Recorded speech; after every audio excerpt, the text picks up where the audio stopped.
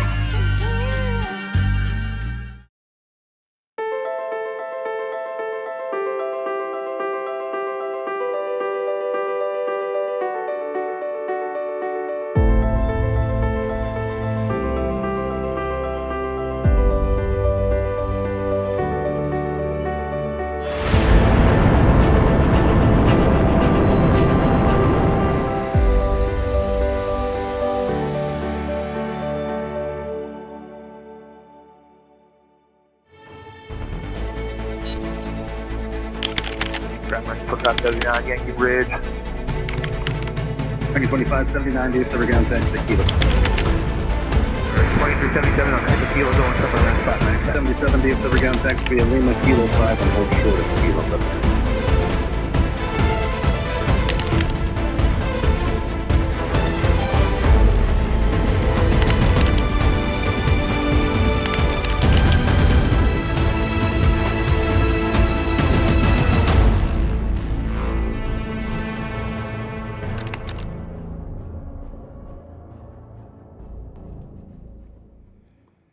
All right. Hey, welcome, folks. Mil-Spec Ops Monkey here. It's going to be your SITREP. It is 11 a.m. Central Time, coming to you live from the Monkey Lounge from the great state of Texas. And so if you would, hit that like, subscribe, bell for notification, and let's jump on over here to our mini board, or mini-me board, as we get into what's going on today. Now, we're looking straight up. We're just going to be taking a gander right out of the gate at the air refuelers up. We've got 40 of them up, which is pretty significant.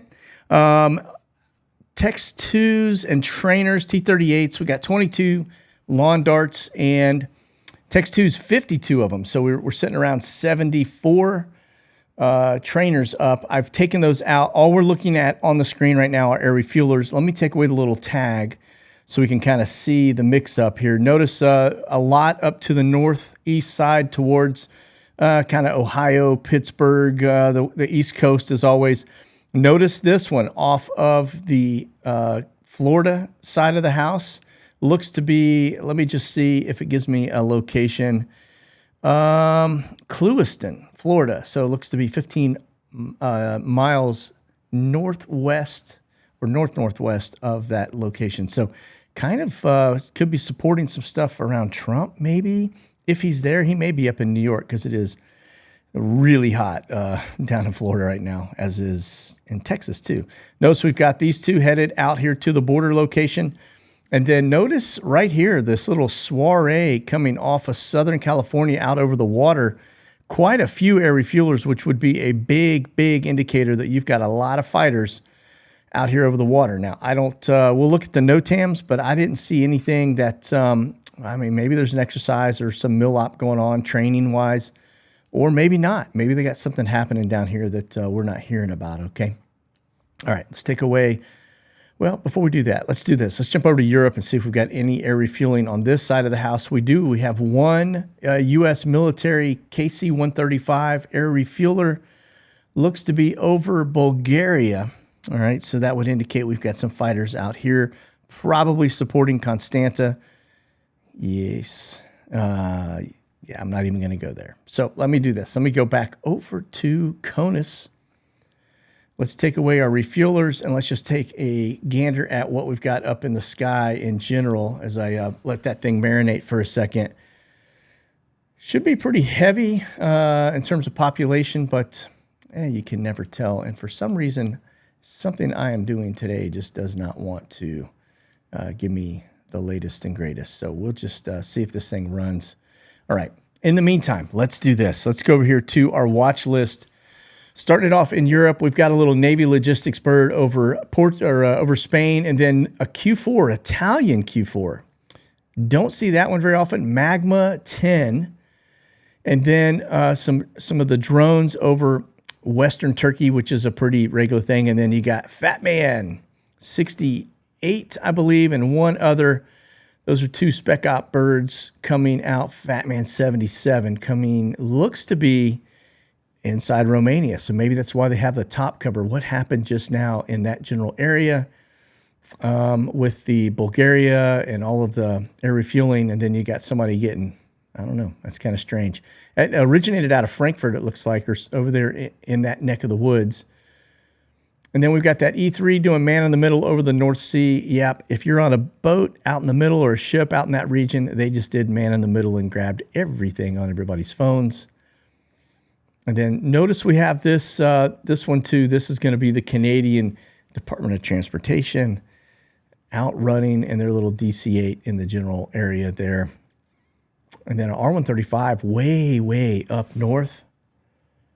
Yeah, it looks to be headed back to the U.S. Those are all survey planes. Again, doing more surveys over the Northeast. And that is Yellow Wings. That's an African company, aircraft company, that is showing in the water there and has been for a while. I don't know what's going on there. Again, it looks like Homeland Security, maybe some NOAA birds, some survey stuff over Florida, survey over southern Texas, survey stuff over Arizona, New Mexico, and then those are actually all of that survey stuff, all right? Okay, that's going to be it for the survey side of the house. I say survey, the watch list. We'll get to the surveys. This is intel. You just notice it's over Jordan, over Israel, and over the water there to, well, let's see. This is going to be left of Constanta and down south of, got a little bit up there in Sweden, south of Kaliningrad, running all the way up the coast. I say coast, the border of Poland, Belarus, etc. And then over, notice that too, that perfect circle, doing a little man in the middle grab there, kind of on the Georgia-Alabama border. It looks like a transition from east to west, and then a little bit of work there in that same area. We're seeing the fighters again, and then down south of Tucson, again, intel birds, all right? Go down to Australia, and we do have one south of Darwin, looks to be up, and then a broken trace. Now, these are the surveys, all right? We talked about the surveys that were up. Notice, looking, really doing more grid grabs, North Dakota down into Houston area. We've got some stuff going on in Southern Cal, all the way up the West Coast there. Little small pockets. It looks like it's subsiding. Numbers definitely down over the last 3 days. And then we get over to Europe, a couple little things there near the Netherlands and Belgium, up into Sweden and Norway. And then that one just to the north of Poznan. Remember, Poznan is a U.S. military installation there in Poland. Go down a little further south and see anything. Notice what we don't see, and that is the one that's usually north of Tripoli, right? Not out there. So, again, survey flights. We'll take a look. Let's go down to Australia. And just notice, again, it's getting light. That means they're about done with this. So whatever is on the horizon is not far off, because it's going to take them a little while to analyze the data. But it looked like, I mean, you remember these folks were working 7 days a week. So, and they've been doing it for a while. We've probably are 15, 16,000 survey flights. Notice up here, Canada, and then up here into Alaska. Again, looking at stuff out in that general area, all right? All right, that's going to be your surveys. Get into the Ruskies. A little busy. Notice the one looked to be coming from St. Petersburg into Kaliningrad, and then notice they've head a little north, and then a lot of them flying east out to the far eastern side of Moscow. And, yeah, Yeah, pretty busy, pretty active. Nothing down to the Black Sea, nothing down to the south towards Turkey or anything like that. So, and nothing going into Africa. All right, that is it. We look around the horn. Let's get over to the drones. Got a little one here to the north of Los Angeles, probably out there near Palmdale, and looked like it took off and landed to maybe the border, Arizona border. Got a little one there. That's going to be that Valkyrie UK drone that's over Biggs Army Airfield area. A little bit there off the coast of Germany, and then north in Denmark. Again, these are drones, right? And then look at Turkey, man. Turkey is just, they got all kinds of drone stuff going on there. And then you see this one coming out of, looks to be kind of Malta. Really hard to see. Looks like they were looking at over the Tripoli area again, and then all the way up here near south of Constanta, out over the Black Sea, right? That's going to be your drone footage. Probably Q9, if I had to guess on that one, headed out over the Black Sea. And then this is going to be your R-135s. And just note that thing went all the way up. That's Russia, Belarus, headed down. It's just flying right along the border, looking at everything. Remember, this aircraft can track an object the size of a soccer ball from 300 miles away. That is it for Europe in terms of the R-135s. Out over the water, remember, we saw the fighters out here, okay? We saw some Q4, Q9 traffic out there as well. Now we see R-135s out over the water, and everything else looks to be kind of normal. You know, we do have this one that reaches up there into the Dakotas and doing something up there, but it's at altitude, so there's no telling. And then don't forget, too, you got a squadron of R-135s up here in this general area out looking at stuff towards Russia, all right? Okay, let's look at sub-hunters. P-3s, Navy, P-8s. Notice, again, out over the Gulf of Mexico, out off the East Coast,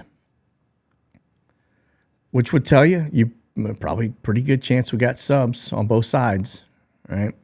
And then out over off the coastline of Virginia Beach.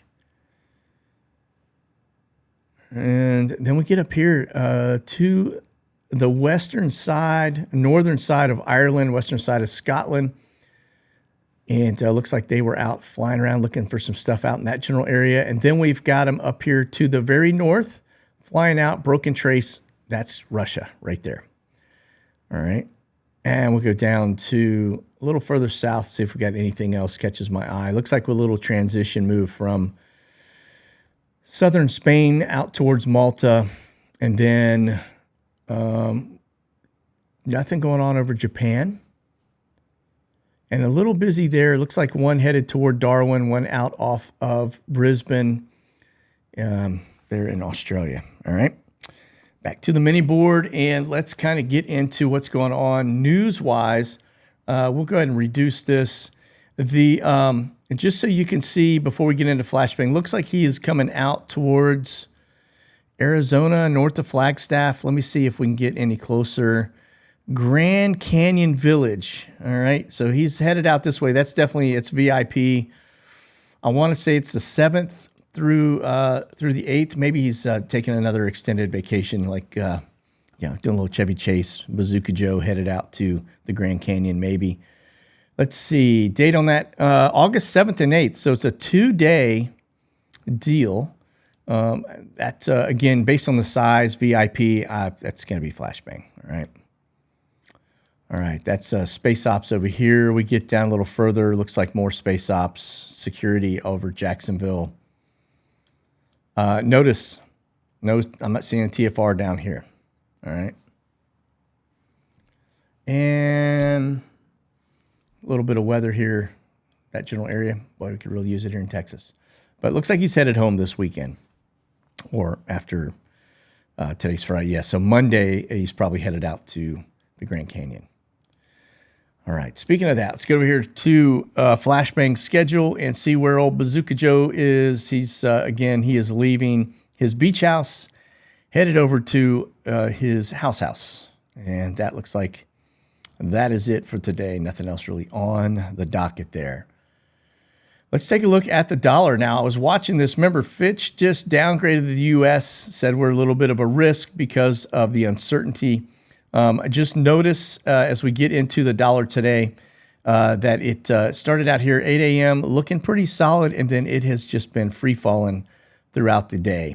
All right, so we're coming up on noon Eastern time, and it's still kind of in a down state. So I don't know what news cycle hit that today that caused that, but definitely a plummet. Over here to the Baltic Dry Index. Again, this is an indicator of goods moving around the world. Notice that here we peaked around the 10th of May. Look at how far this thing dropped. We haven't really been paying attention to this lately, but on June 2nd, it hit a low just north of 900, which is really low, and looks to be sitting at around 1128 as of this morning. So we'll continue to watch those and monitor them a little better than we have in the past to see if it drops. If this thing gets down low like that, that means people aren't buying stuff, things aren't moving, and it's just an indicator of supply around the world, all right? Okay, there ain't no way you missed this one. This is the shenanigans that are just beyond comprehension. Trump pleads not guilty to the 2020 election charges during the D.C. arraignment yesterday. And, you know, here's the thing. Keep in mind that some of the charges that they are dropping on him, one of them basically leads him to the gallows, okay? And they are talking about doing a fast. They want to make this a speedy trial. That's per the prosecutor. And remember, too, that the judge that this thing is taking place in is an Obama-appointed judge who has donated to his campaign in the past, Obama's campaign, that is, all right? So just a data point for you, but keep your finger on the pulse on this, because with the economy and the stuff we're watching, coupled by this, we could find ourselves in a very bad place here. I think we've got a very bumpy road between now and the 2024 election, and probably a couple months past that. And so just make sure you got your ducks in a row, house in order, because if things go the way I think they may be going, just based on all of the numbers out there, we need to be prepared, okay? All right, speaking of that is another indicator of an economy that is not doing well, all right? The freight volume and spending declined markedly in the second quarter. So this is based on U.S. Bank Freight Payment Index, and they're saying that the shipping spending by shippers dropped 10.9% to the second quarter of 2022, while shipment volume dropped 9%. They're saying trucking is in the midst of a significant slowdown, and they say weaker consumer demand for goods and a slowdown in manufacturing activity and housing starts. So these are all signs right here that our economy is coming to a screeching halt, that it's this fourth quarter heavy recession they've been talking about is on our doorstep, all right? This right here is if stuff's not moving around, we've already looked at the demand in terms of ocean freight, and that too has been really, really down. And so, again, these are leading indicators. We also saw Yellow, which is a freight forwarder that just declared bankruptcy and halted operations and did a whole bunch of different things just last week. So, again, this is just a sign that our economic metrics are not doing great, okay? Now, speaking of this, Russia to cut oil exports by 300 barrels in September. This is important because, remember, the Saudis have already said they were going to do that, and that drove up the price of oil. And then Russia, who is the number 2 supplier of oil in the world, which is pretty interesting, also dropping their barrels per day, which means the price of oil is not going to come down anytime soon. And so when they do that, we talk about our strategic petroleum reserve, the fact that we were trying to replenish it. when Saudi's doing that and Russia's doing that, it's going to drive the cost up to the point where we can't afford to do our replenishment. But we can't afford to send boatloads of money to Ukraine, but we can't refill our oil reserves, which is really, really bad. Okay, take a look at the NoTAMs. We're going to get closely right here. I want to see what this box is based on the air traffic that we were watching. Notice we got, looks to be a launch box north of Russia up here, but we're going to kind of focus in on this general area because this is where we see the fighters, is where we see the R-135, the Q-4 drones. So there's something out here. This not what I wanted to see. I was hoping to see an exercise. The fact that there is a danger area activated running from August 4th, just a very short time frame, 10:45 to 4 p.m. And then let's go south here, restricted area. So yeah, they're concerned. There's something going on out here that they have eyes on. They're very concerned about. Same thing off the East Coast. All right. Okay, let's get over here. If you didn't see this, this is over on thedrive.com. This was an interesting data point. They say pilots are seeing some very strange things in Arizona's military training ranges. It's happening off the East Coast as well. We're going to look closer at that. But it says U.S. fighter jets are having worrisome aerial encounters in Arizona restricted air combat training areas, which fits with a broader trend. And we'll look at that broader trend, show a couple F-35s they're flying.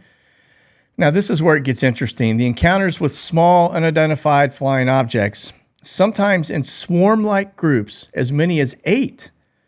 They're saying the sightings of other objects, including some characterized as drones, which that's what I think they are, flying at altitudes of 36,000 feet. That is very high for a drone, okay? And then as fast as Mach 0.75, so it's 570 miles an hour, at 36,000 feet. So that's up there near commercial traffic altitudes at a speed which is commercial traffic driven, okay? 570 miles an hour is about what you would see from a commercial traffic standpoint. That's not supersonic, so it is subsonic. It's, like I said, 0.75 Mach. So Mach 1 is the sound barrier, all right? So that said, let's take a look at where these sightings have been seen. Notice you got them out here in this general area. And then also, so that's Arizona, near Vegas. This tells me right here, this is a big, in this general area is a big intelligence community. Out here, you've got, let's see, I mean, this area is close to Nellis. And then if you think about, you've got Yuma, Proving Grounds, you got a lot of different things out here that would probably warrant some drone activity, okay? These are probably advanced drones, things that we don't really normally track or watch or see. And they're probably out there, we don't ever catch them, all right? But same thing over here on this side. And again, I think this is probably military, not little green men in UFOs. But then out here on the East Coast too, notice this one that's coming out of Jacksonville Naval Air Station, up here near Warren and Robins. So, and then right up the East Coast, you've got Pax River, Norfolk. I mean, you've got all kinds of military complexes up here. So I think more than likely, it's funny that the headline talks about Arizona, but the numbers actually show East Coast as the hot spot, 15 versus 8. Okay, let's move away from that. All right, this one I think is another interesting data point for us. Russia says that they have repelled Ukrainian attack on the naval base that was headed towards Crimea. They're saying they dropped 10 Ukrainian drones, basically shot them down, that were over the Crimean Peninsula. And that's coming from the Russian Defense Ministry. But it looks like the whole campaign didn't really go. I guess counteroffensive 2.0 has not gone to plan. So here it is. Kiev changes the counteroffensive tactics. And so what this report is saying is that they, instead of trying to drive tanks in, because of the minefields, they're just starting to just pound them with artillery. Yeah, our artillery, the stuff that we're sending and the stuff that we don't really have enough of to send. They've now stepped up the usage of that same stuff. So this is going to probably drain a lot of NATO and a lot of the U.S. inventories in terms of artillery. So just keep your eye on this, because if they're ramping it up, remember they were consuming 5,000 to 7,000, and then I read a report that it was upwards of 10,000 artillery rounds a day, which basically depletes everything the United States makes in a year in 1 month. So let that sink in. All right. But this is where I found it interesting in terms of your data point out of this particular article. It says Ukrainian military commanders are now focusing on wearing down Russian forces with artillery and long-range missiles instead of plunging into minefields under fire. This comes as a troop surge is underway in the country's south, with a second wave of Western trained forces launching mostly small-scale attacks to punch through the Russian lines. Now, they're saying the results to date have been mixed. And they're saying Ukrainian troops have retaken a few villages. They have yet to make any kinds of sweeping gains for that were characterize their success in the that basically strategically important, or over these strategically important cities, starting as of last fall.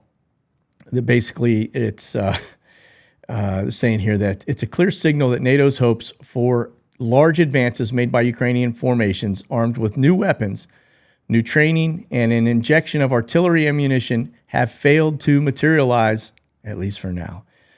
So yeah, they're failing epically, and it doesn't matter what we give them. They just don't have the know-how to basically execute to plan.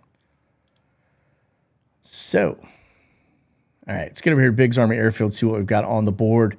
One Atlas Air coming in from Houston, and outbound, it's headed up to Portsmouth. So it looks like it's picking up. These 747s are typically carrying artillery or replacement equipment. They do carry troops, but right now I think most of it is being moved via the 747 charters. Over to Dover.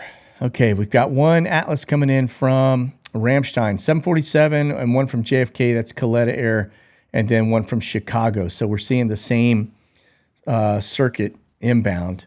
And then it looks like one that is on the board from Ramstein, another one, and then one from Miami. So they're all kind of swarming into Dover. And then from there, let's see where they go. 747, two of them on the board here, three of them actually. One back to JFK, one to RZE, Forward Operating Base, and then one into Ramstein. So looks like this stuff is probably going to end up, this may end up being troops here at JFK, but this is more than likely replan. And then notice, let's see, tail number, yeah, two totally different tail numbers. A lot of 747s in and out of Dover, all right?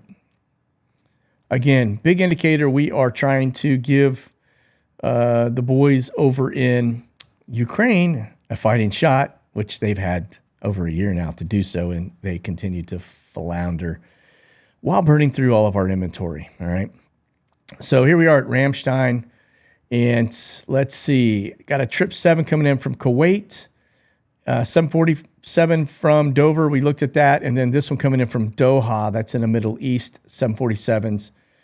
Outbound, looks like that one Colette is headed over to Amsterdam, and then another one back to Dover. That's going to be Atlas Air. So you've got Coletta and Atlas Air, and then everything else is going to be parked while they either unload or reload. And then let's look at our forward operating base in Ukraine. Again, that is it right here. This is, I say Ukraine, sorry, this is Poland. This is Ukraine. This is Poland. All right. And we've got a lot of activity going on along the borders of Poland. Up here in the Belarus side of the house, they're worried about Wagner up here. And then you get a little further north, we're going to look closer at that right now. And that is here at the Latvia border. just notice you've got a whole bunch of Latvian military that's actually getting ready to put up some type of a border infrastructure there to stop what they are worried about. I guess the Belarusians coming over into their country. And yeah, it's really interesting what's going on over there right now. Okay. Now let's get into the camber flights. Only got 2 on the board right now. Looks like one is headed out of Koma, Zambia, and then which is down here in Africa. And then this one here looks to be coming out of Kingston. So let me back it up. So one out of Jamaica, camber flight wise, these are probably troops, 67300s and 200s, and then the others coming out of Southern Africa. Okay, over to Western Global. Again, look at the flight coming out of Anchorage, Alaska, headed out here to South Korea, Seoul, South Korea. So at Osan Air Base, they are coming in. They're going to pick up, more than likely, 153 Mike artillery rounds, and you'll see them take them to RZE, and that is because we are burning down everything. Now, keep in mind that if South Korea is giving the United States or loaning the United States 500,000 rounds of artillery, they too are going through their inventory, and there's probably some reassurances that will keep North Korea in check by the United States. Again, based on the movements and the traffic, I don't see us having our sights on China and worrying about China.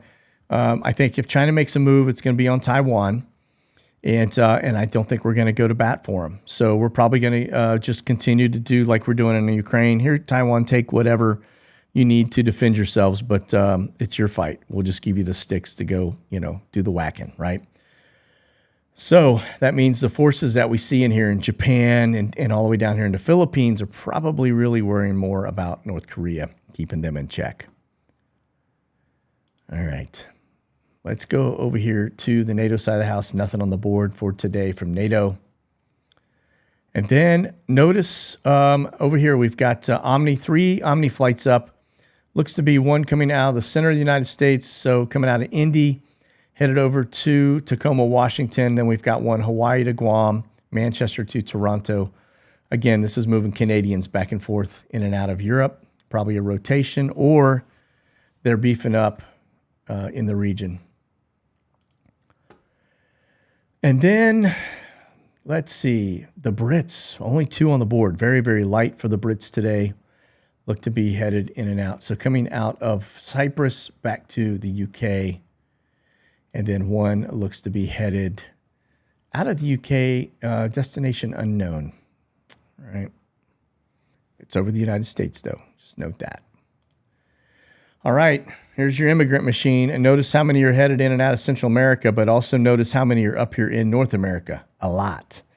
So that's telling me that this is probably, again, they are servicing Amazon in terms of workers, okay?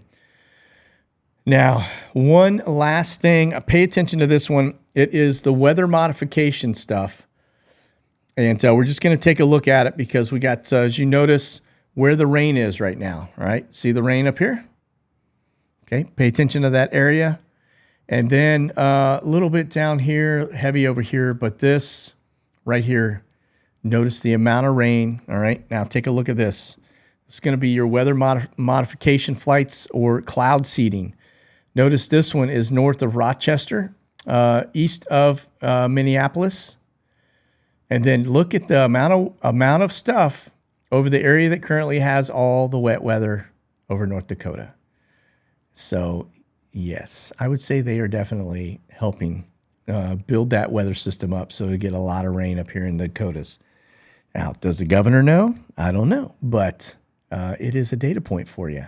Again, this is the same area right here that you just saw, Weather Mod. Now, remember, the name of the company is Weather Modification LLC, and then the other one is SOAR, which is a seeding operation, okay? So anyway, Okay, listen, that's going to do it for our SITREP today. We'll continue to keep our eye on the traffic and the movements. What's going on down off of Southern California, I don't know. We'll keep an eye on that as well. And other than that, keep that powder dry and stay frosty. I do think that the road ahead between now and the election next year is going to be very, very bumpy. That's it. You guys be safe out there. God bless. Monkey out.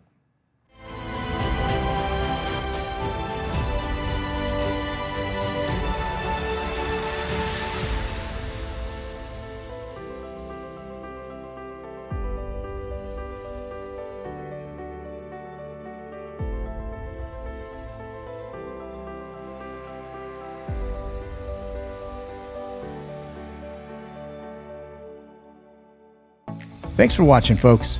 Check out the latest gear and products over at monkeywerxus.com.